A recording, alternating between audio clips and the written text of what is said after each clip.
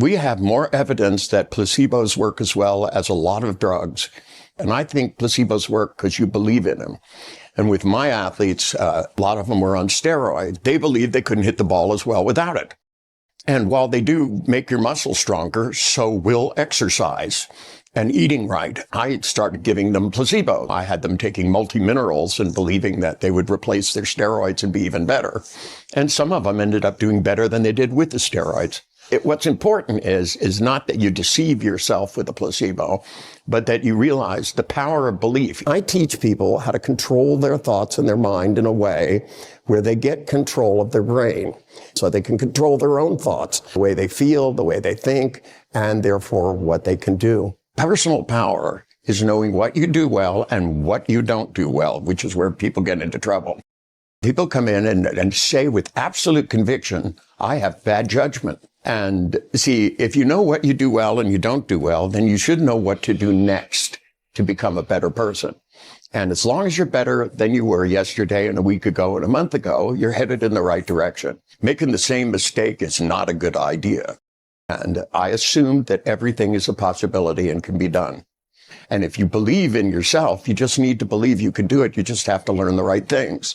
Then you'll start looking for the right things. If you believe you're not a good person, you do not try with every fiber of your soul. And both of those are just ideas, and you can change ideas like you change socks. You know, it's the tone of your internal voice and the clarity of your images about the future instead of blowing the past up and making it big and horrible. All the people I meet that are devastated by bad memories are still looking at them. If I came over your house and painted an ugly picture on your wall, you'd paint over it, but yet people leave them in their minds year in and year out. And in order to work, it requires determination. And you have to know what it feels like. You have to amplify it. If you have a little picture of what you're determined about, you need to have a great big picture of what you're determined about. If you got a little voice that says, well, maybe you can, it needs to turn in that says, I'm absolutely going to do this. You think like successful people, you get more successful at things. A lot of people know they fell into a river and now they're afraid of water. But that if you could get terrified in 30 seconds, you should be able to get over it in 30 seconds. It's how you think about falling in the river that scared you for 25 years. So you have to change the way you're thinking and then wade out into the water and put on a pair of fins and flap around for a while till you get comfortable. And it's not till you get determined. And what determination is where you make this that you go, this is who I want to be. This is who I can be. And you do everything in your power to get there. And it's not that people have that attitude for any other reason other than they've been taught to diagnose themselves. You're the kind of person who, oh, we looked at your IQ test. You're not motivated. Oh, you had bad parents, blah, blah, blah, blah, blah. You didn't have a good education. Excuse me, some of the most brilliant people that I've met in life didn't have a good education. So they figured out great things instead. Once you switch from making excuses and start living, you become determined. Determination is one of the most powerful things I teach most of my clients. They're not determined enough to clean up the inside of their mind and focus on what they want. And all the people that I've ever spoken to, and I really interviewed a lot of people that made it through things that should be impossible. I mean, just the worst of the worst things, being kidnapped and tortured. And when I spoke to the people that seemed to have survived these things well, there were certain things they had. One is a sense of humor. And the other is they kept looking in their mind, thinking about where they wanted to go. Someday I'll be out of this mess and I'm going to do this and I deserve it. They went in their brain and they planted a farm. One of them had grown up on a farm and he visualized a field. In his mind, slowly plowed the field, put every seed in and sat and watched it grow. Even when they were beating him on the feet with cane, he was growing his garden and telling himself, someday I'm going to be out of this and I'm going to plant this field for real. I don't care who you are, bad things will happen in your lifetime. Every love story ends in tragedy because somebody's going to go first. Whether they leave somebody or die, it's going to happen. Every pet you love, it's going to end in tragedy. So, part of having good things is that they come to an end. It's not so much you're recovering, but you're being determined to go back and find the good stuff. The currency of life is how you spend the moments of your day. And if you spend your moments remembering some horrible thing that happened, 5 minutes here, 2 minutes there, 3 minutes there. It adds up. 30 minutes, an hour a day. An hour a day is 365 hours in a year. In 10 years, it's 3,600. And in 40 years, we're talking north of 10,000, 12,000 hours.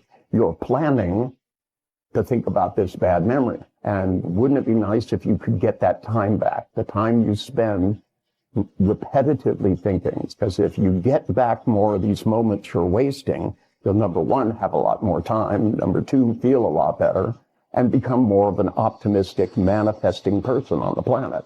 I really believe you're either getting smarter or you're getting dumber. I don't think people stay the same. Now, it may say on your IQ test that you're a genius, but if you're miserable all day long, then, you're intelligently doing stupid things. It doesn't mean you're not wasting your time. We can all learn to think better. Most people have confused remembering with thinking. It has to do with their thinking that, in the past, I've never been able to do something, so therefore I won't be able to do it. So whenever they think about it, they have big pictures in their mind and voices and feelings moving in the same direction. When what thinking really is reversing all of those processes, putting up new big shiny pictures in their head, talking to themselves in a better voice and spinning their feelings in the opposite direction. Because remembering produces a state called hesitation, and thinking leads to action. And when you stop remembering what you can't do and start thinking you can do things, people always surprise themselves delightfully. See, problem solving is about thinking differently. When you come up against a problem and continue to think about it the same way, you're not really thinking, you're just remembering something you thought before. And if it didn't work before, it probably won't work now. Einstein's definition of insanity was trying the same thing and expecting a different result. So I try to teach people to think in a new way. So when they come up against a way of thinking that doesn't work, whether it's doing art, playing music, solving a business problem, relationship problems, if you don't change the way you think about it, you're going to get the same result. And if you keep getting the same result, you're just taking the moments of your life and throwing them on the floor. And instead of changing the way you think, because that will change the way you feel, and therefore changes what you can do. I don't think that people have difficulty planning. I think that they just plan the wrong things. People plan to not get anything done. They think, they go, what should I do today? And they make a list of stuff, and they go, well, I'm probably just going to sit around and do nothing. And they sit around and do nothing excellently. And there's these pictures in their head they follow, and these they don't follow, and they need to reverse them. They need to become compelled. One of the things about successful people is that they're a little OCD about getting things done, and primarily because it feels good. You take somebody that doesn't clean up their closet. They open the closet and they look in and they go, gosh, I really should clean this mess up.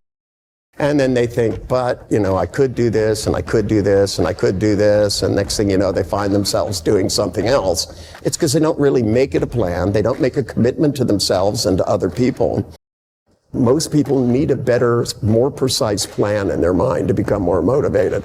They need to start feeling better each thing they get done rather than worse about how much they haven't.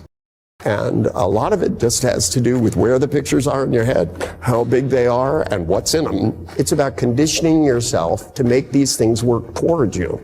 When people feel hesitant, their feelings are going one way, and when they feel motivated, they're going the other way. Everybody who tells me they can't get motivated goes out and does other stuff, which means they can be motivated. Everybody who tells me they have insecurity, I always look at them and go, are you sure about it? And they go, yes. So it's not true that they're not capable of certainty. They're just aiming it in the wrong direction.